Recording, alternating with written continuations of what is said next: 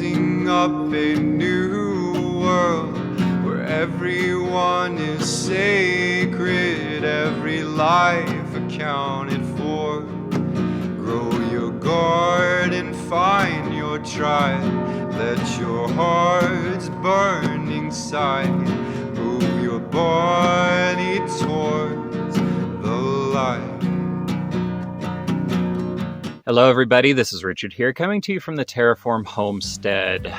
Today we are continuing our root cellar build out. Last episode we got our roof on, we got it to be a usable space.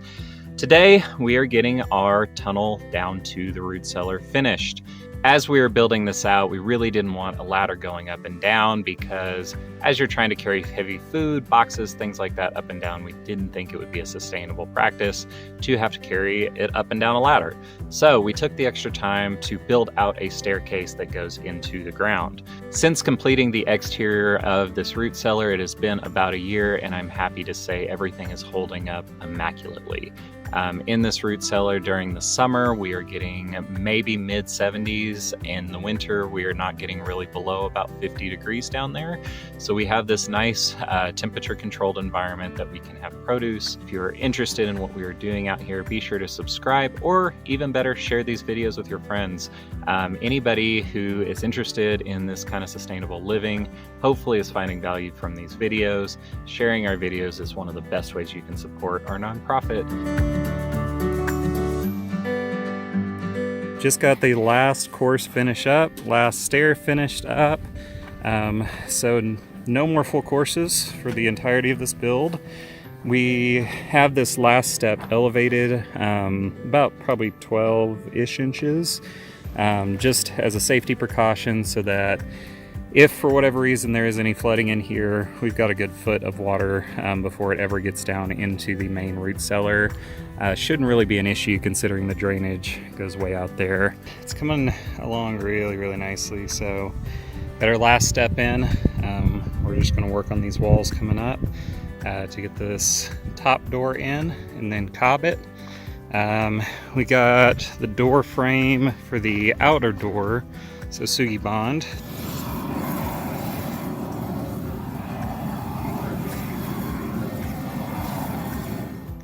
Had the workwears doing that. They're getting it all oiled up.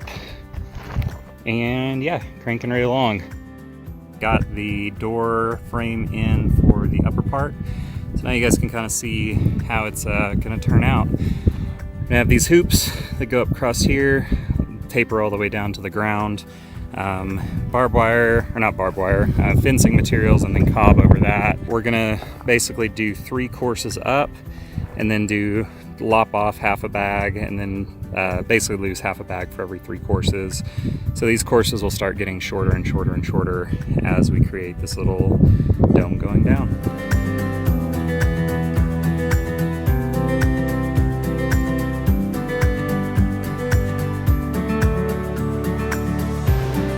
Came out here to play just a little bit. So instead of doing just straight cob on the outside, started liking the idea of doing some stonework because we have so many rocks. So playing with this is just a natural cob mortar stone combination. So it's 1 part cob, 1 part sand. I'm gonna play with that mixture a little bit to see if I can get it kind of a little more sticky. And then just kind of stack it up and get the right rocks in the right place. So if this actually works, I think we're gonna be doing this quite a bit around the property.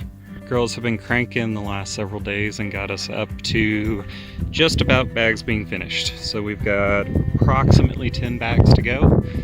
Just 1 more row here and then across the top. And really excited. Like, this is probably close to 1,400 bags, hand-filled, hand-stacked, each one weighing somewhere between 40 and 50 pounds.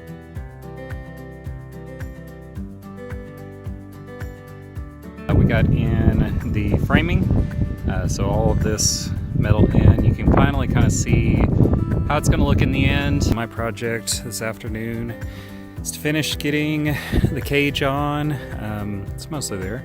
And then basically what we're doing, as you can see, is getting burlap. And all that's doing really is to keep the cob from falling through the fence. once it hardens and everything, I'm not worried about it.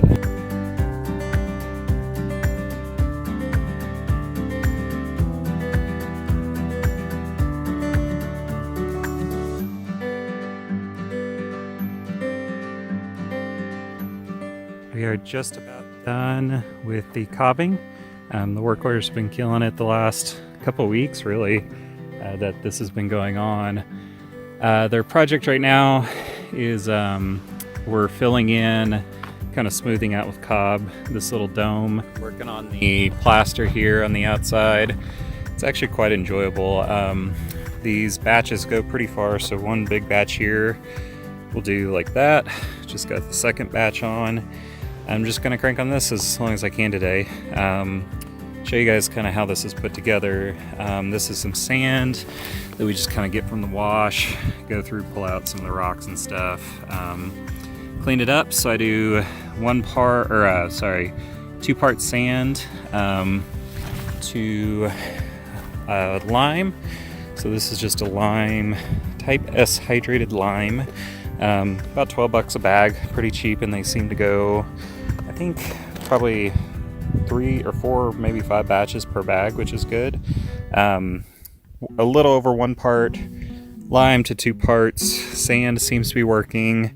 We throw some straw in there to give it some binder, and then just kind of mix it all up. Throw it up on the wall.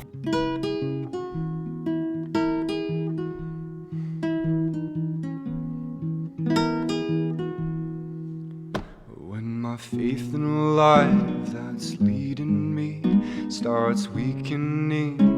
Once we get this coat done, this is the scratch coat, so it's still pretty rough. We'll get a little bit looser coat that'll smooth out easier, and get a coat of paint on it and call this thing done. My eyes again.